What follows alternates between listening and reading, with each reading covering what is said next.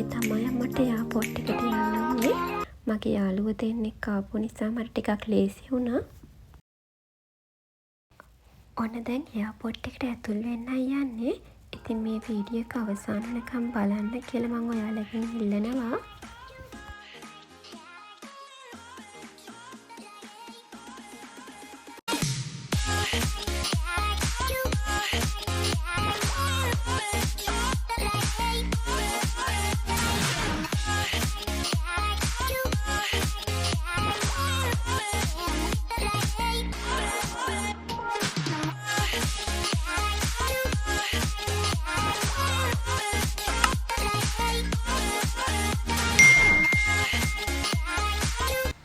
අන්න ඉතින් දැන් චෙකින් වෙන්නයි යන්නේ.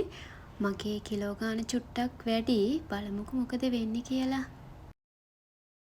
මං කිව්වා වගේම ලැගේජ් වල බර නම් ටිකක් වැඩි වුණා. හැබැයි යාළුවා කිව්වා අනිවාර්යෙන් අඩු කරන්න නැත්තම් ගෙවලා අරන් යන්න කියලා. මං කොහොම හරි ගෙවන්නෙත් නැතුව අඩු කරන්නෙත් නැතුව ඔක්කොම වරු ටික ලංකාවට කොහොම හරි ගෙනාවා.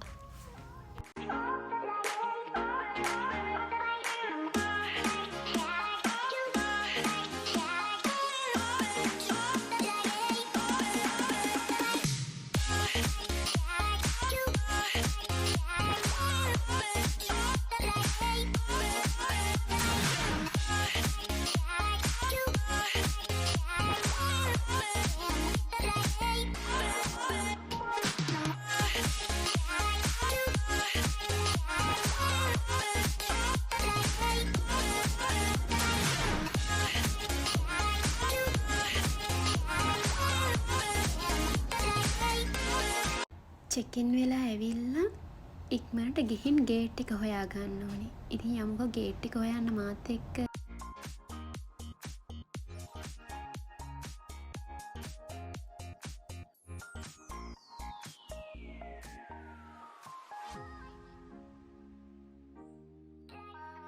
ඔන්න ඉතින් ගේට් එක හොයාගෙන ගිහින් ඇතුලේ තිබුණ ලෝසන් එක ඒකෙන් ගත්ත මං ක්‍රිස්පි චිකන් එහෙකුයි ඔය තියෙන මිල්ක් ටී එකයි. ඉතින් මම මේ පාර ෆ්ලයි කරන්නේ චයිනා ඊස්ටර්න්. ෆස්ට් ටයිම් තමයි යන්නේ. ඉතින් අපි ගිහිල්ලා බලමු මොන වගේද කියලා. අන්න ඉතින් මැස්සකුත් අහින්න පටන් අරගෙන මම ගියපු දවසේ ගොඩාක් සෙනඟ වැඩි. ඒ හින්දා මට ගොඩක් දේවල් වීඩියෝ කරගන්න බැරි වුණා. දැන් නම් ෆ්ලයිට් එකට නැගලා ඉන්නේ. ඔන්න ඉතින් තව ටිකකින් ෆ්ලයිට් එක ටේක් ඔෆ් කරන්න යනවා. බලමුකෝ.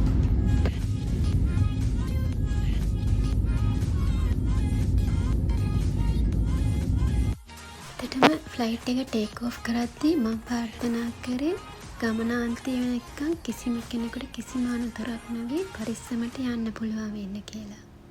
ඉතින් ඔයාලත් කවදා හරි කොහේ හරිම යද්දී ඒ විදිහට ප්‍රාර්ථනා කරන්න.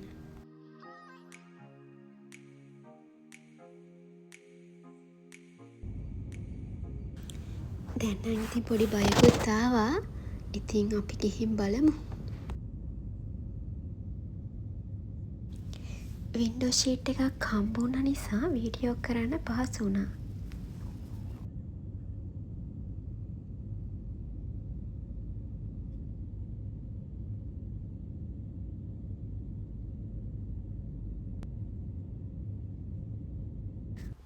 මම නම් මාරේ මාසයි ෆ්ලයිට් එකේ යද්දි මේ view එක බලන්න. ඔයාලත් එහෙමද?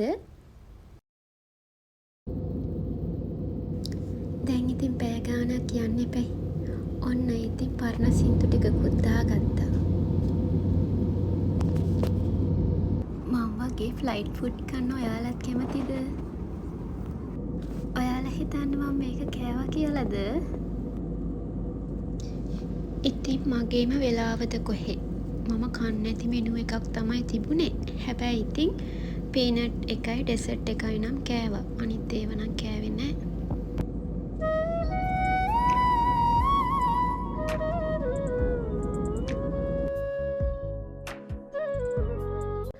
ඔන්න ඉතින් දැන් චයිනා වලට ඇවිල්ලා ඉන්නේ. ඉතින් මම මේ පාර මට ට්‍රාන්සිට් එක තියෙන්නේ ෂන්හයි වල. ඉතින් අපි ෂන්හායි වලට ගිහිල්ලා බලමු ඉතුරු වැඩ ටික වෙන්නේ කොහොමද කියලා.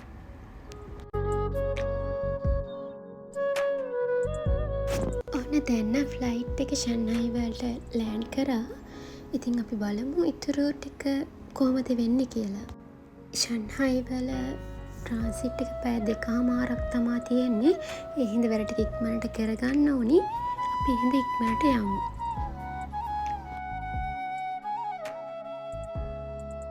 ඔන්න ඉතින් ඊළඟ ෆ්ලයිට් එකට යන්න තිබුණේ ට්‍රේන් එක ගිහිල්ලා. හැබැයි ට්‍රේන් නිතරම එනවා. ඒ හින්දා ඉතින් ප්‍රශ්නයක් නැහැ. වෙලාවට යන්න පුළුවන්. බය වෙන්න එපා. ඔයාලා ෂන්හායි හරහා යනවා නම් ඉක්මනටම ගේට් එක තියෙන තැන හොයාගන්න. නැතුව ඩියුටි ෆ්‍රී වල ඇවිදින්න කරන්න යන්න එපා. පුළුවන් තරම් ඉක්මනට ගේට් එක හොයාගත්තට පස්සේ ටයිම් එක බලලා ඩියුටි ෆ්‍රී එකේ ඇවිදින්න.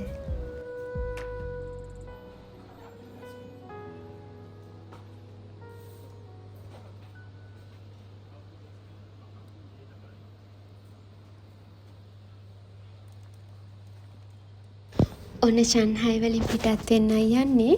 ඉතින් ලංකාවට පැය 7ක් එක දිගට වාඩි වෙලා යන්නයි තියෙන්නේ. ඉතින් අපි බලමු මොන වගේ වෙයිද කියලා.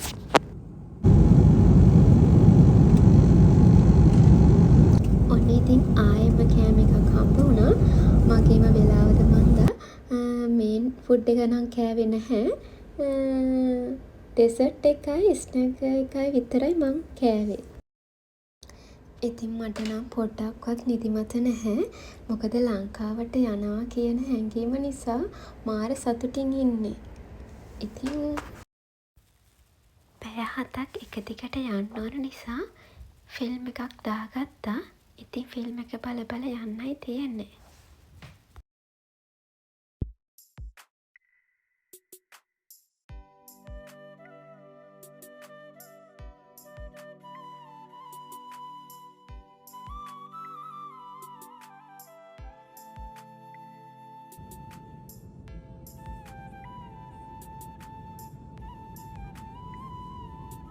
ඔන්න ඉතින් ආසාවෙන් බලන් හිටපු ඒ මොහොත ෆ්ලයිට් එක ලංකාවට ඇතුල් කරද්දි ඇත්තටම මගේ ඇඟේ හිරිගඩු පිපෙනවා වගේ.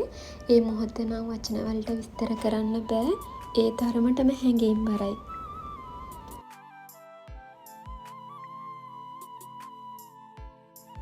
ඔන්න ඉතින් මගේ රටට ඇවිල්ලා ඉන්නේ. මට නම් මාරම සතුටුයි ගෙදර අය හම්බ වෙනකන්. ඉතින් දිගටම බලන් ඉන්න.